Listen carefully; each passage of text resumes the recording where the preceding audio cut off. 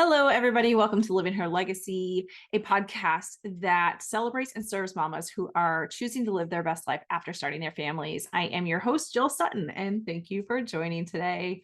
We have our first across the pond guest on the podcast. I've had some people in Canada before, and this is just really exciting. I feel like the podcast is getting a little bit more widespread and far reaching, and that's fun. It's actually super fun.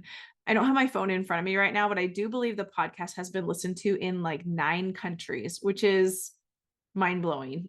It's really mind blowing. So, super excited. Today on the podcast, we have Becky Tilley. She is someone who just recently discovered that she has Koolen-de Vries Syndrome. It's a genetic disorder or anomaly, and that 2 out of the 3 of her kids also have it. So we kind of go through her experience and how life-changing it was to actually get the diagnosis and what she's doing now to empower herself and her children and really the world, the global community. One thing she mentions in this podcast, which is absolutely crazy, is that Koolen-de Vries was actually just found in like 2006, which just I can't comprehend that. I know we're getting smarter and we have new things coming out every day that we're learning about, but the fact that that's such a recent genetic anomaly that's being found and they're learning like still right now, like all the ties that go with it, it's just crazy. Super exciting though. We did have our first Living Her Legacy giveaway last week. That was really fun. I really thank you guys all for joining in on that. I'm hoping to do a few more in the future. I just had chosen a few of my favorite things. They were, the Native brand deodorant, the Zoe Organics Everything Balm, and a couple of plain products, beauty oil and hair repair. If you did not win the giveaway, you can still try out some of those plain products at a discount. I don't have codes for Native or Zoe Organics as of yet. Those are companies that I would love to work with in the future. And I just need to reach out to them basically.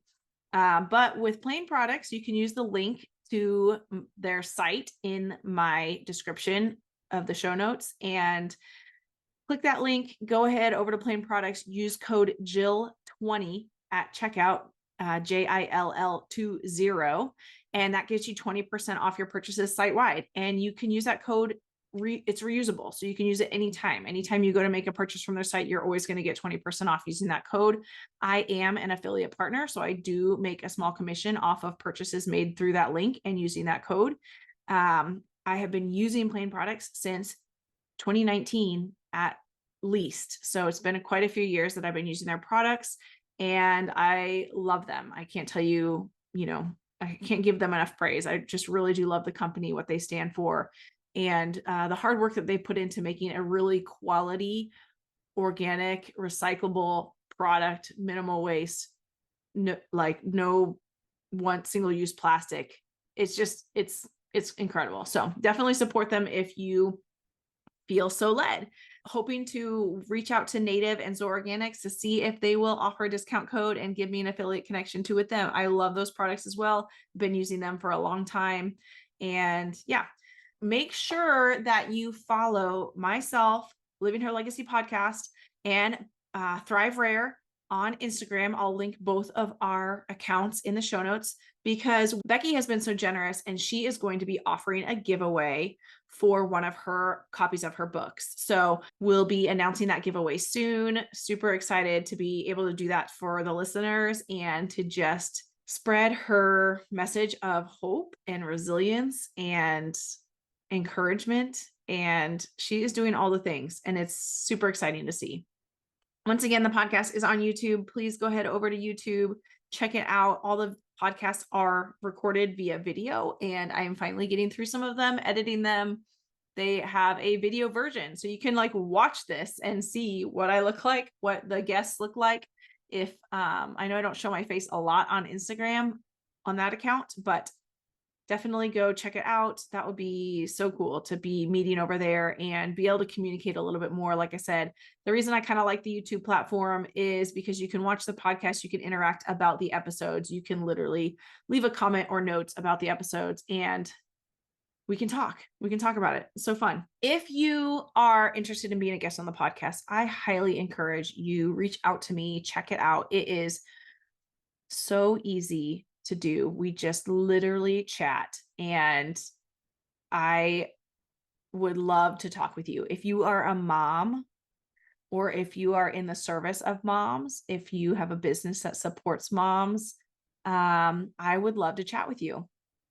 Also, I am in need of foundation ideas. I am wanting to partner with a foundation and take donations for them via the podcast. So basically, what would happen is someone would donate money to the podcast to help keep it running, and a percentage is going to go back out to that donation. I'm looking at different foundations to see which one really aligns with what I want. I'm probably not going to stick with the same one all the time. It might be like for a quarter, I support a certain foundation, and then we switch to a new one the next quarter. Something that I'm really looking into. I would love to be a entity that gives back, and in more than one way. So I know information and entertainment is one way, but also I would love to give back to a charity that is serving needs in a community. So definitely give me some ideas there. You can let me know on YouTube, or you can let me know on Instagram, Living Her Legacy Podcast. I would love to hear that. On to the show. I'm so excited for the show. Again, Becky Tilley, follow her on Instagram, follow Living Her Legacy Podcast on Instagram. And that way, you know, when we start this giveaway for a copy of her book. So super exciting. Let's go. Hi, Becky. Welcome to the podcast. Hi, thank you so much for having me. I'm very excited for our conversation today and to learn more about what you have to tell us about. Yes, I'm very excited to share it. Yeah, I would love if you wanted to just introduce yourself and maybe let us know a little bit about you and some of your story. Of course, yeah. Well, as you said, my name is Becky and I am a mum. I am a rare mama. So I have three children, two of which have a rare chromosome disorder called Koolen-de Vries that they inherited from me. And the knowledge of this was quite a surprise. And it kind of, that was a set off a whole new course for me in life, really. After this diagnosis, I finally discovered my calling, my passion, and my purpose, and I've honestly not looked back since. How is it diagnosed? Well, interestingly, my son was born with hypertonia, which the medical term for that is low muscle tone. So he was considered a floppy baby. He spent 34 days in NICU. There was a good year or so of blood tests trying to find out what genetic disorder or disease was causing the low muscle tone. So that was an intense year because 2 weeks after he was born, the pandemic hit. So it was the most intense year of my life, to be honest. And when we were diagnosed jointly, he and I together, I was 4 months pregnant with my third child. So they also informed me at that time that she also had a 50% chance of having Koolen-de Vries too. And we only discovered it was that because we'd exhausted all blood tests they could possibly do. There was one test left to do, which was a tri-genome sequencing test, which was a blood test from myself, my husband, and Josh to see if any rare diseases were flagged up. And Koolen-de Vries was the one that flashed red, and it turned out that Josh and I both had it. Hmm. How does it present? So you said that low tone. Is there any other things that it, Yes. yeah, tell me about that. Yeah, there is developmental delay and learning difficulties. Obviously, as they get older, you might tell more mild to moderate intellectual disability. There is epilepsy as another health condition that can occur, as well as heart and kidney problems also. Thankfully, myself and my two kids have never had any health issues. So, I'm really hopeful that will continue. Wow. Yeah, I was just going to ask if it's kind of like presented recessively in you, or do you have any symptoms yourself? Yes, I mean, I've had anxiety disorder for as long as I can remember. It's only lately that I've learned to get a good handle on it and I can manage it well and in a healthy, holistic way. So it took a lot of trial and error, but I'm there now. And I had learning difficulties all through school. I was in Mm. special ed class for maths and English. So that is something that is, quite common with Koolen-de Vries. So that was the symptoms for me growing up. Hmm. And then you said your son has it, and then you said one other child has it as well. Yeah, yeah. My youngest daughter, my firstborn, Isabella, she wasn't affected at all. So she's considered neurotypical, Hmm. as in she's got no signs or symptoms of the disorder at all, whereas myself and my kids do. And obviously, my husband is also neurotypical. Okay. Okay. And then does your daughter have any different presentation, or is she also low Um, tone? yes, yes, she is. They're both diagnosed with hypertonia. And speech wise, she'll be 2 on 20th of September. And she's still only in the babbling phase now. She's not Mm. said any words yet, which is really similar to my son, who has speech and language therapy and is awesome at sign language. And he can say a few words like here, he'll say, and he'll say yeah, and he'll say ball, and things. So those things he'll say intermittently. They're always a joy to hear. And I've got faith that more are going to come when he's ready. Mhm. Mhm. So you have him in, it sounds like speech and language therapy, and then what other types of services does he have? No, it's literally just that. Um, because I know I said he had hypertonia, but he's a very active, energetic, full of life. He can run, jump, do anything any child could at his age. He's not any different to any other child with his physical development, which is Excellent. amazing. Yeah, that's a Yeah, blessing. it is You probably don't know absolutely. this, but I'm a physical therapist by background. So, Oh, amazing. yeah. Oh, So I saw a lot yeah, of the those physio. kiddos. Yes, the physio helped massively, Mhm. especially as he was a newborn. I Mhm. kept at it every day with him and encouraged him and cheered him on. And by age 1, he was walking, Excellent. which is phenomenal. And he just kept going from strength to strength. That's so good. That's so good. Yeah, yeah. So tell me, like, how has this affected you as a mama? To be honest, at first it hit me like a freight train. It was so unexpected and it was so much to take in. And it was really isolating experience because there was no one that I knew that could even begin to relate to what I was going through, which made it even harder.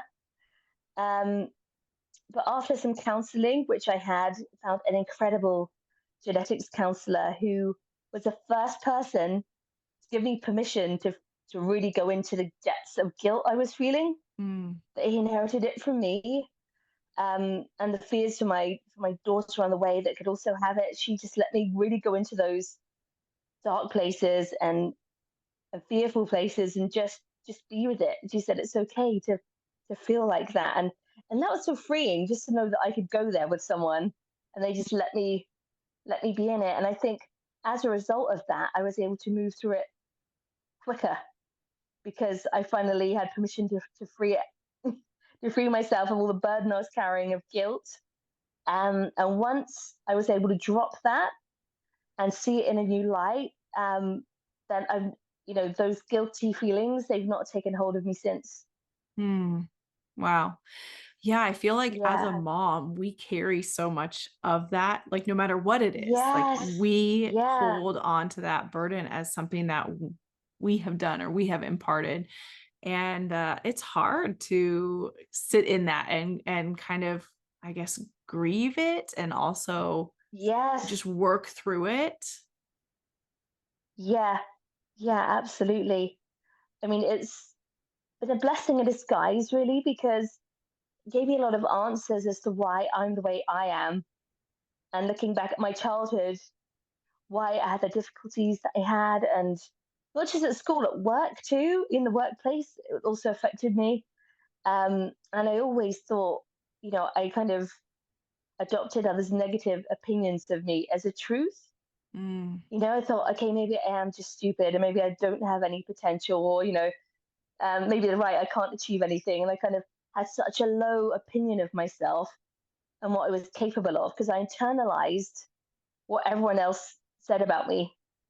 And you would think that maybe the diagnosis could have pushed me down that road further, but it actually had the opposite effect.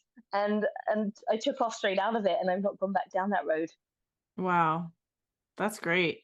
Yeah, I've been kind Yeah. of trying to do some work myself as far as just exactly what you said. Others' opinions or others' ideas we kind of take on as truths. And that's not always the case, but it's hard to identify those. Yes. Yeah, absolutely. Yeah, and it is. And like, I think had I not gone through what I went through, I still wouldn't be conscious of it. I would still think Mm, this is just the way that I am. I'm just not bright. I'm just not this, or I'm just not that. And I just think that's literally just the way that I am. I would have thought nothing more of it. But mm, because I had what turned out to be three beautiful kids, and two of which had the same disorder they had, and I knew how difficult my childhood was due to having that disorder. And I knew my kids could go through similar struggles, if not harder ones, because I was talking from an early age. And I thought, well, this really puts me in a position of, am I going to sink or swim? And not just me, but for them. mm, As in, they're going to look up to me as a broken mother that feels pity for us all as a family, or are they going to look up to me as someone that they can be inspired by and encouraged that actually my mum's got a disorder, but look what she's achieving and look how happy she is. And, and then as a result of that, then believing it's possible for them too, I just made that my mission. mm. I love that. Like, I feel like, yeah, you could have done either way. You could have gone either way. You could have, Yes, used it kind of as a crutch or used it as something to break through and prove to yourself and to your kids that you're more than that. yes, absolutely. Well, I'd love to hear. I know you've written a book.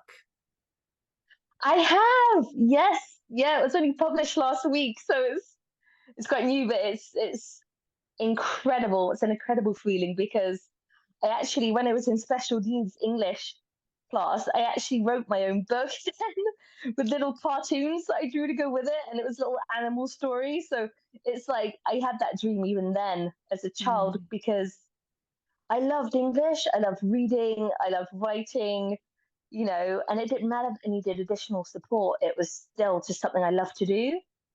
And later in life, I kind of lost my way in that, and I didn't write for years and years and years. And now it's like I've come full circle. I got back into it again, and now it's what I want to do for a living. And I'm an author now, and yeah, so it's really become my purpose and my dream fulfilled.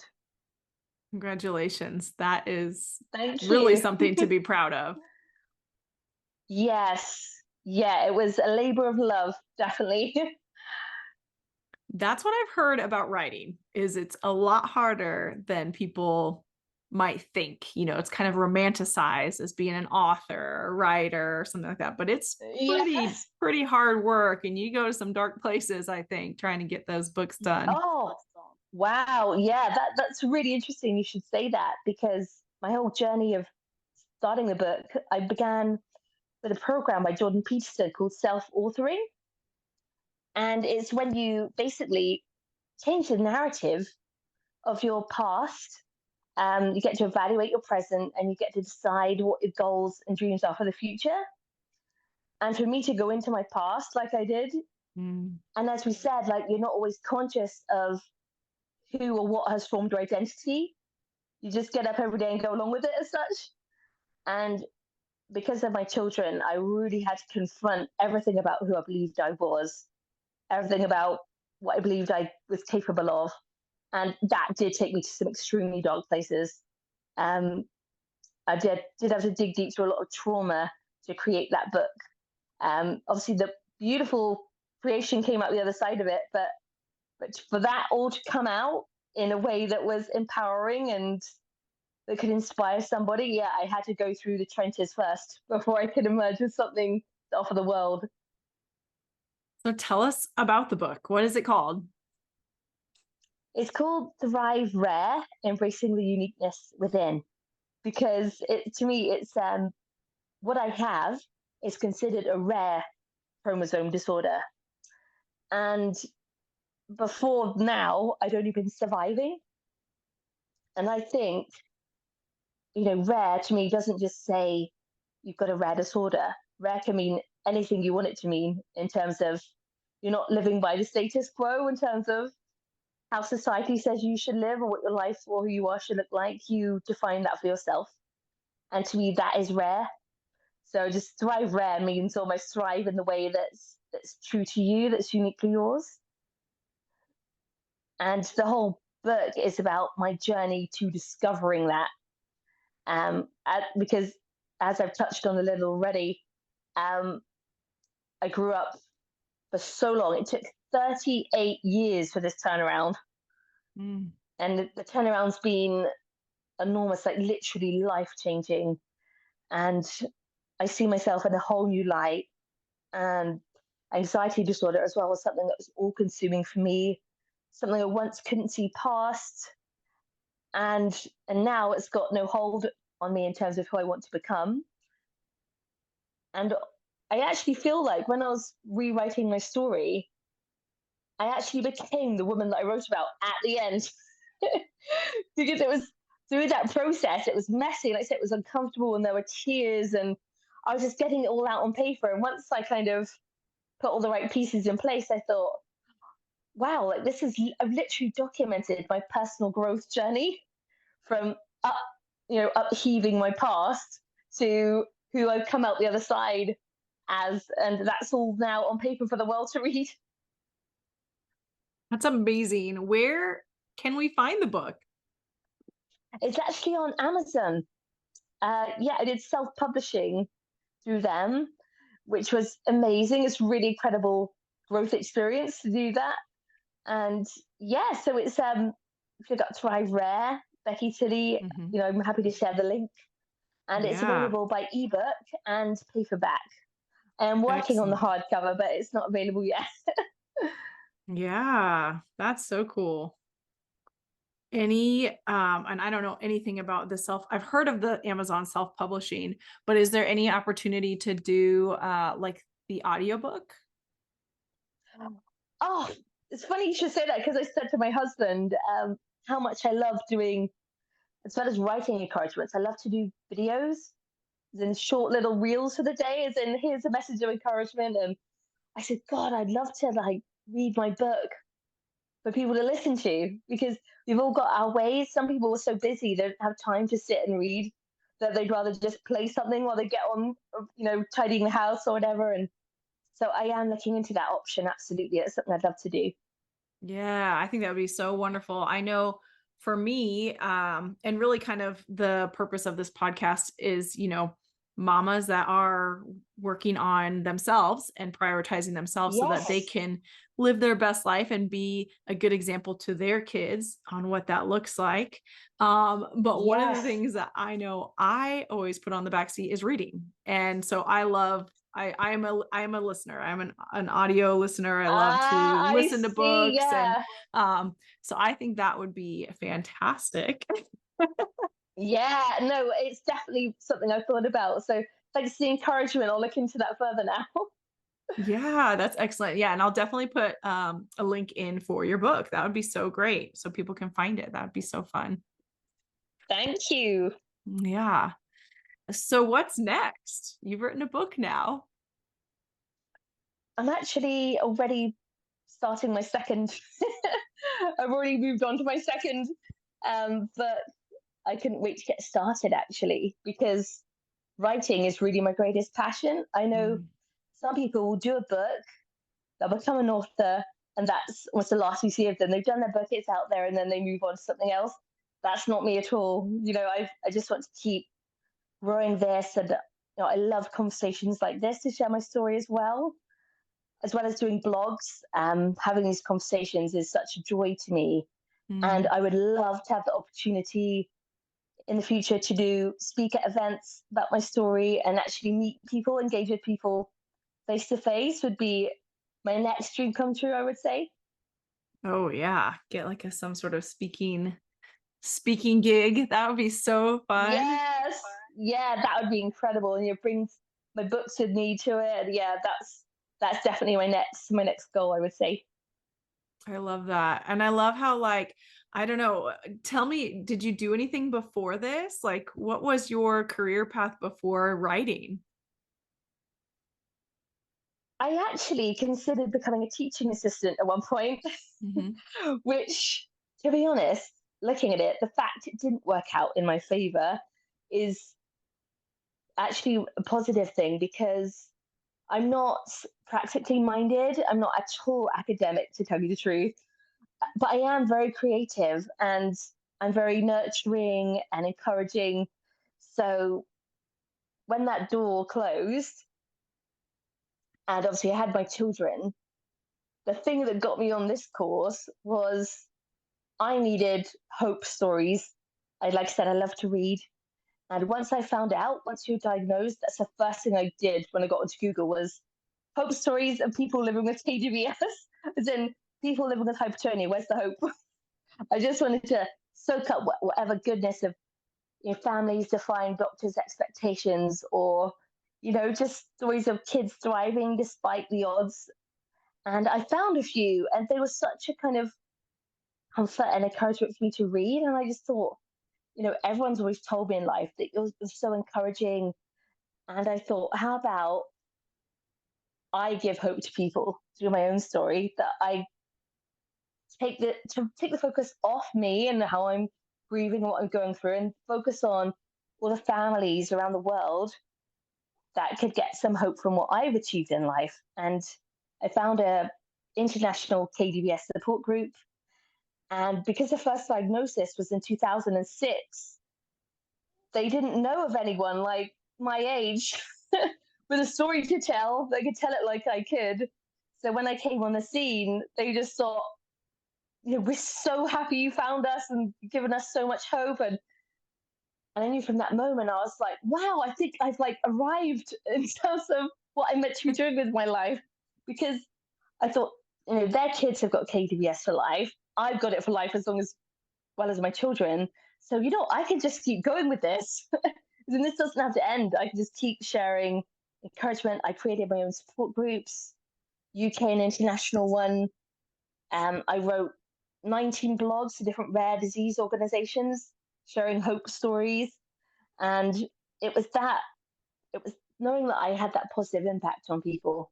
Just as I was, I shared that, I've been employed, I've had employment of work, and Hmm. that I've been to college and I got a diploma in performing arts.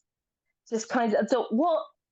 And I sat there and thought, what positive things have I achieved that I could tell people about? And I just wrote them all in a list Hmm. and just encourage people, you're not alone. And, I've got high hopes for my child that's been diagnosed, and I'm going to keep encouraging him. And they're like, oh my gosh, like, don't go, kind of thing.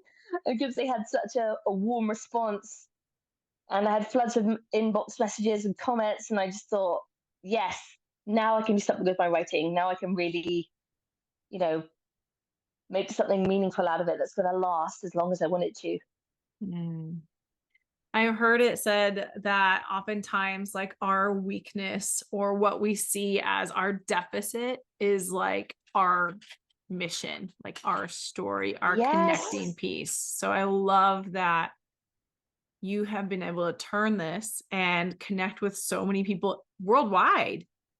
yes, yeah, it's been incredible. And so many of them, I joined probably the KDBS group over year and a half now. Mm. And some of the people that first said hello to me in that international support group are still with me today. They've got a copy of my book.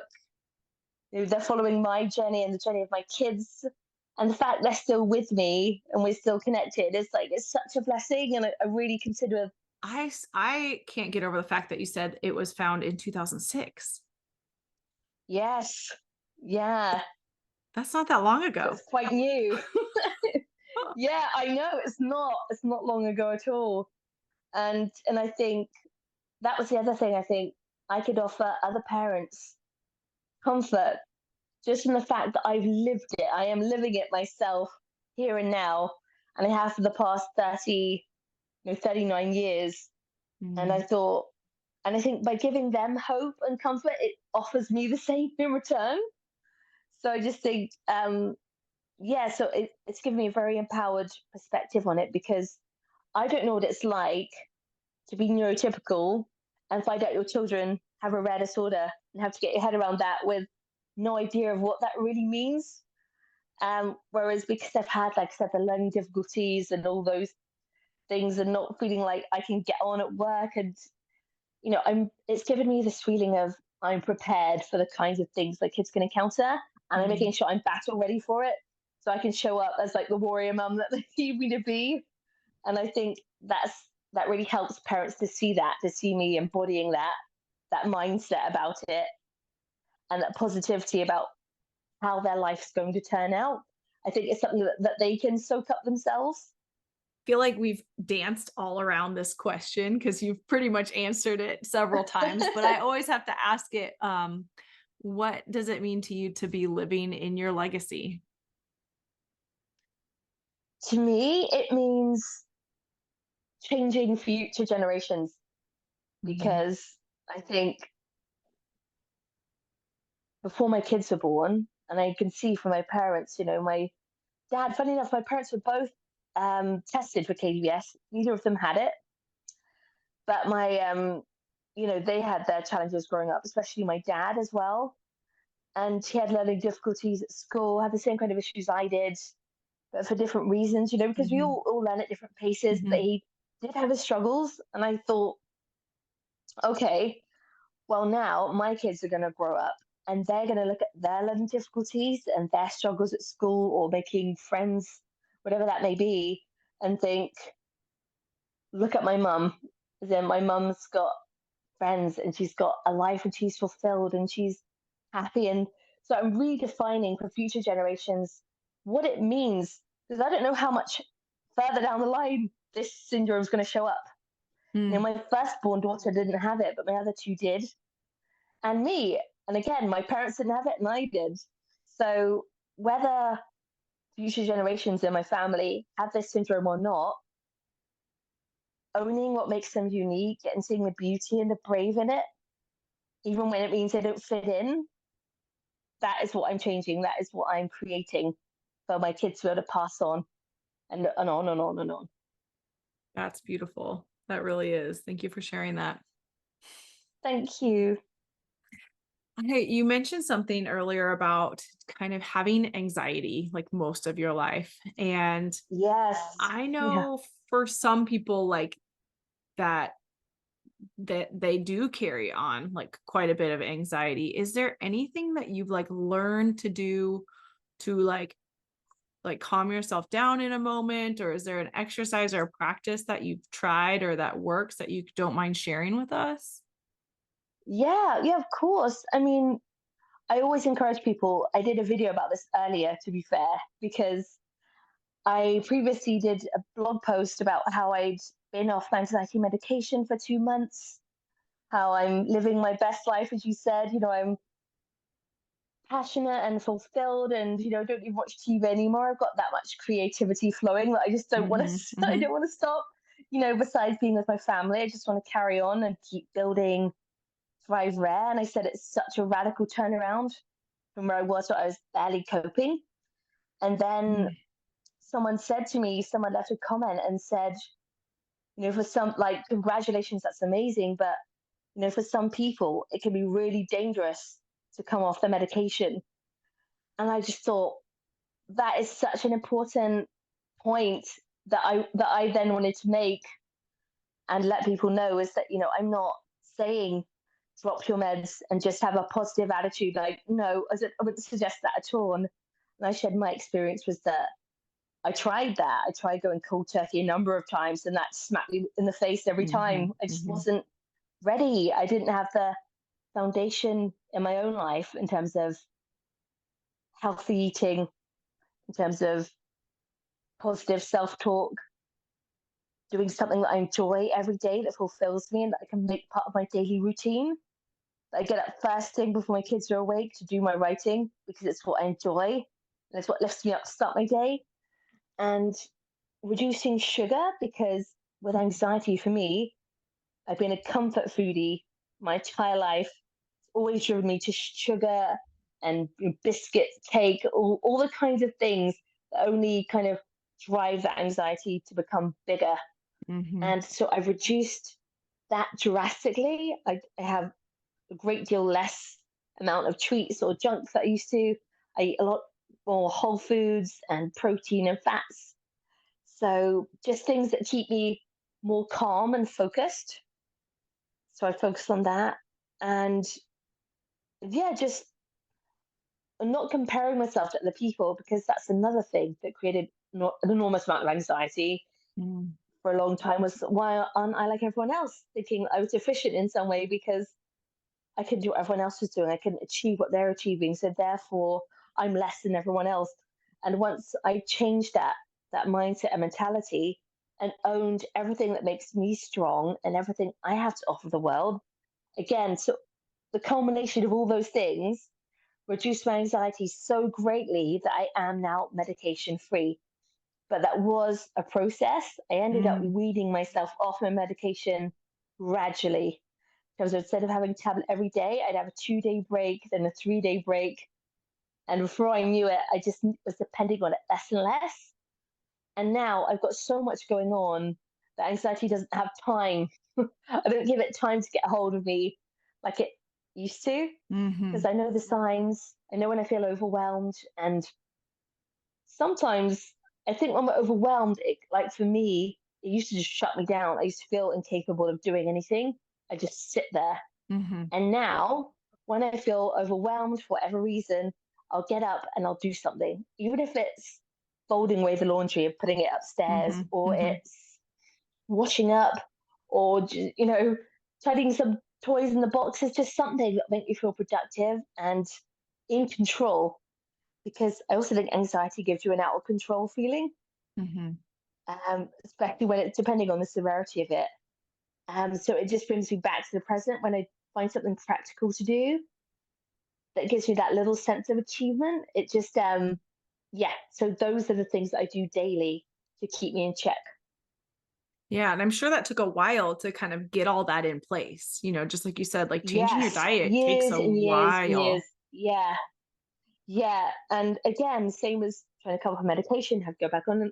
Again, I'd be eating healthy and then I'd be off track again and want to, fill the freezer with Ben and Jerry's kind of thing. It was such a long process, and I always really like to make that clear, is that this was not overnight. And I think that's why I try to be so honest and open, and I share what my journey has been and the good, the bad, and ugly about it, because it's so easy to look at people who have overcome a disorder or trauma, and you see them up there on a stage and with a microphone and everyone's clapping for them, and you think, oh wow, like I'm not like that, I couldn't achieve that. And you just see them from 0 to 100, but you don't see the in between, you don't see the messy areas that they had to go through. So I try to make sure that people know they're not alone in that Mm-hmm. messy process, because it's not an overnight thing. It's a Mm-hmm. long, deep, and it's real commitment you've got to make too. It takes a lot of determination to come up the other side of that. So I just want to help walk people through that process I love so that. they And I don't feel think, alone on the journey. yeah, I think too, something that like I learned about just mental health is it's not linear. Like it's not just gonna like Yes. like it really does like tick up, down. Like you're gonna be doing really Yeah. well for a month straight, and then you're gonna just crash for 2 weeks. And it's like it Yes. does take a while to Yeah. make that progress. Yeah. 100%. Yeah. Yeah. Just keep returning back to that place of empowerment. And I think the more you bring yourself to return, to keep rising, to return back to that place where you feel solid and secure, every time you return that bit stronger. And like you say, there's never that point where you just plateau and that's it. As in, like, you ring that bell and you're done for life. It's a continual daily process, and that's why I think it's important to have those, those things, to eat, those daily tasks, will help, or those daily things you do first thing in the morning that will, get your head in the right space for the Mhm. day. And as you said, the dangerous part is when, like you say, you've been feeling amazing for a month, and you think, oh, you know what? So I am going to have that. I am going to have those treats back in the cupboards, and I am going to, I won't bother doing my writing this morning. And, you can end up dropping these things thinking that you're good now. And then actually, it was maintaining those things that kept you stable. So you've really just got to never get complacent with it, I don't think. Yeah, I definitely think it always has to be something that's a priority and something that you're intentional Yeah. with. I mean, obviously, like it's okay to have a treat here and there, but like if those things are sustaining your mental health, like those are important Yes. things. Oh, no, I agree. By the way, I can happily say that I went out with my family at the weekend to celebrate my birthday, and we all had chocolate milkshake with cream and marshmallows. And I didn't flinch doing that. I was very happy to do that. So again, like you Yes. say, it's allowing yourself to still be human, to still have days where, things do just feel rubbish and you do just want to sit there and have a milkshake. And like those days are okay too, but it's Mhm. just not dwelling, I guess, dwelling in those places where you need junk and you just want to cry. Know when it's become like, when it's become more of a dwelling place than somewhere that you're Mhm. visiting. It's knowing the difference, I think, between the two. Yeah.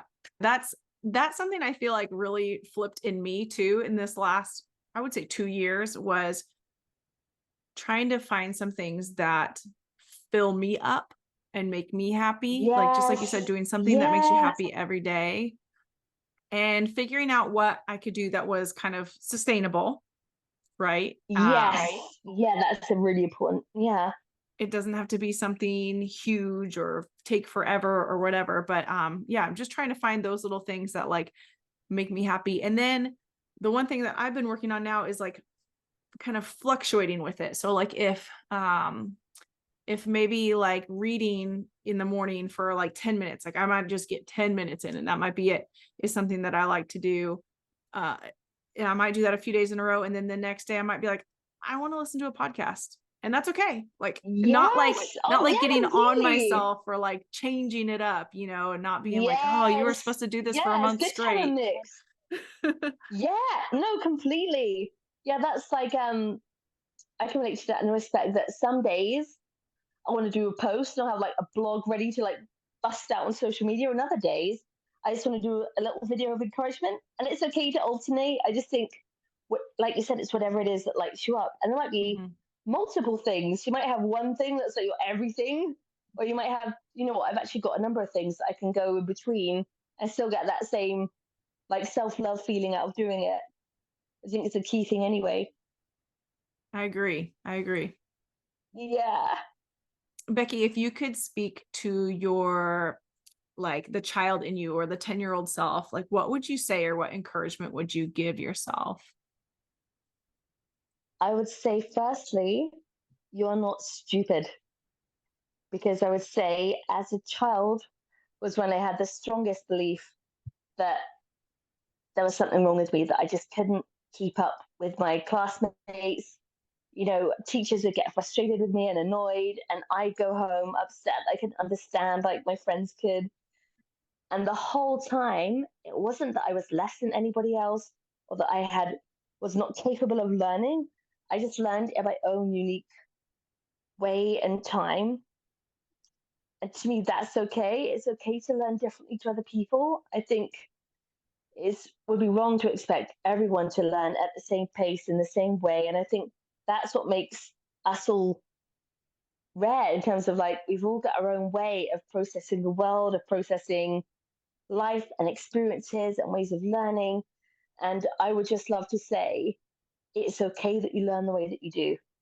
And Mhm. you're not less than anyone in your class or any of your friends or any of your family. This is just the way that you learn. And you've got strengths too. As in, I probably want to remind her that, you think you've got weaknesses, but truth is, everybody does. Everyone has both sides. Mm. So you could have someone that's like incredibly successful in academic, earning tons of money, really smart. But if you put them in a social situation, surrounded by people, they'd freeze and get anxiety and want to bolt out of the building. So again, and it's like, would you say that any less of a person for having that reaction? I wouldn't. It's just Mm-mm. part of what makes them who they are. And it's, it's the good and the bad and the strength and the weakness. We all have that. So I just think it would also be a reminder that you're not alone in having struggles or weaknesses, that everybody does. May not look like it, but we're all fighting a battle. So it would just be to remind me to not feel so alone in that. Hmm. Yeah, it's a kind of heartbreaking, thinking about a child going through struggles, especially undiagnosed, and with what society claims as so important and what every child needs to do is school or, academics. And there's not a lot of wiggle room in society for Yes, people that 100%. do that are learning differently, or that isn't their strong suit, that a 10-year-old or a kid, feeling very Yes, isolated. yes. Yeah, completely. They feel like they don't have their place, or a place, should I say. And I think that's why I'm so passionate about what I do, is because I want my children to know they do have a place, and it might not be a place society creates for them. They need to create it for themselves. Because what I'm doing now, no one opened the door for that for me or said, "Here's your platform, and this is what you do." That this is all, self-made. I've Mhm. created this all by my own decision to test and challenge people's stereotypes on, like you say, on what a successful life looks like, what a fulfilled life looks like, one of purpose and a passion, that you need to be a certain way to be able to achieve that. And I'm testament that you can live with a rare chromosome and mental health disorder and actually still be loving life and succeeding at it. And I really want the world to know that. It opens a lot of doors. Yes. Yeah, completely. Hmm. And that's what I want my kids to know, is that if they're at school and again they get the same feelings coming up that I did, as in, I don't belong anywhere, I've got no place in this world, that actually I'll just show them you can create one because Yeah. that's exactly what I've done, and I really believe that they can too, and I will encourage them 100%. I love that this this day and age, like entrepreneurship and kind of paving your own path, is much more widely accepted in business now. There's Yes, so many yes, people yeah, doing it. So I love that and the opportunity that it creates for people that never had opportunity to have a career. yeah. I definitely feel like I fit into a category. Yeah, 100%. I love it. And even this the program that you can self-author. Like that's amazing. Yes. Yeah, it was incredible. I recommend that to everyone because it's funny the amount of people that have come to me and said, "Oh, I thought about writing a book. How did you do it?" And so it's incredible to be in that position. Like I said, growing up in special needs class or English, and now people coming to me to ask how to do a book. It's a really incredible turnaround, and to have gone from being that special needs child who didn't feel like they fitted in to being someone who now is supporting parents with their kids with special needs, Mhm. who are messaging me to say, "How do I look at this? And what's your experience? What are you doing with your kids? How are you keeping your head above the water?" And I get to help them when I was just like their children once upon a time. And I Yeah. just think it's incredible how life can turn out if we're only willing to do the brave thing to make it so, I would say. Mm-hmm. Becky, I love your story. Thank you so much. I love sharing it, actually. Yeah. I mean, I can see obviously it's like you light up with the passion that you have to share the story and to make a difference in the world.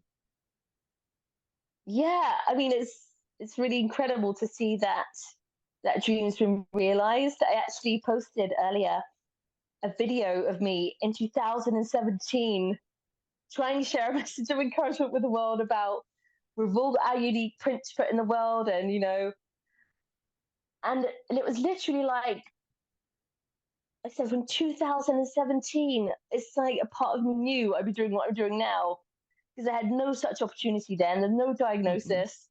I just knew there was something different about me. and I wanted to encourage someone else who felt different, that they weren't alone. So I did a video and I stuck it on YouTube, and I never knew this was coming.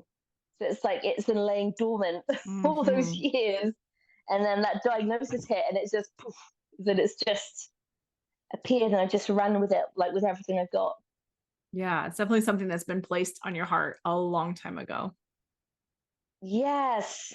Yeah. And it's incredible because I listened to the video, and it's like, that is the same message that I'm promoting today, literally, but from a completely different place, because I am actually someone of influence now. Whereas I Mhm. think I didn't even have the same impact in 2017, because I didn't have the story to back it of what I'd overcome.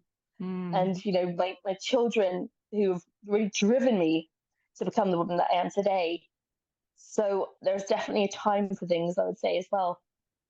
Oh yeah. And it's so crazy how our kids change us. I mean, in unexpected ways. This isn't what you thought or ever imagined, but how this has been actually such a positive in your life. Yes. Yes. So positive. I mean, I owe my kids so much, actually, because I just think, had I not had Josh, I'd never have been diagnosed. I could still be now scratching my head thinking, why am I not like everyone else? Mhm. And, Mhm. why can't I achieve like everyone else does? And I could have been stuck in that same place had I not had the like you said, that desire, that push from having my children looking up to me, and the drive to understand myself better. It's it's incredible. But like you said, I think it's an important thing to remember, because it's a freedom and it's something you can be empowered by, is that it's always a choice. Mhm. Because this could have easily gone a different way had I chosen to go a different Mhm. path. But this is the one I picked. And I think it's important for everyone to remember, no matter how dire the circumstances look or how traumatic or desperate, that we can always choose. And it can take a while to get there. But like you said, if the desire is there, Yeah. it can keep alive, for years. Like I said, but for mine did, it was dormant, and then something happened that triggered it, and it's just now it's fully into fruition now. That's amazing. Well, where, Becky, can people find you? On Instagram, I've got a page called Thriving Rare, and I've got a Facebook page called Thrive Rare also, and a YouTube channel which is quite recent. I did my most recent thing. As I said, I love sharing my videos of encouragement, much like I did in 2017. So that's also called Thrive Rare. Perfect. Well, we are this podcast now, not only audio, but it is going to be going up on YouTube also. So we can connect there as well. So that'd be Oh, great. awesome. Yes, I'd love that. I'll link all your socials in the show notes, as well as your book, which is awesome. I can't wait to read it. Oh, thank you. Yeah, it's always such a joy to hear. It's just, yeah, like I said, it's really, that dream was such a long time coming. So it's just wonderful to have it so well received by so many. That's amazing. Well, thank you so much, Becky, for joining. Thank you so much for having me again. Yes, and I appreciate just your honesty and being yourself. Oh, you're very welcome. Thank you guys so much for joining today. I really hope you enjoyed that episode from Becky. Next week, we have another out of the country guest. Her name is Anne Blonde. She is Finnish, and she was so gracious to come on, and I feel like she kept the episode very vanilla for the podcast. I have the podcast marked as clean and not as explicit. Now I can individualize each episode to what is in each episode. I can mark it as explicit if it gets a little out of control. But she is a life coach and a tantra coach. She had a career change and is kind of following her passions and dreams, and she's really making a difference in a lot of people's lives. So, like I said, our episode is very much intro 101. I know Tantra has a very negative connotation here in the United States, but it is some of that, but it is a lot different than what we have been taught. So prepare to listen to that episode, keep an open mind. And honestly, I feel like check her out, check out her podcast. She is doing a lot of good work. And I feel like it's one of those things that people want to know, but don't know who to ask. And so here she is, Ane Blonde. You'll enjoy her. She is funny. She's fresh. But that's the podcast next week. So definitely tune in, and I'll have all of her links in that show notes, those in that episode show notes. So again, I think you guys will really enjoy it. Tune in next week on a Blonde. You don't want to miss it. Super excited to have her. And yeah, excellent. Take care, you guys.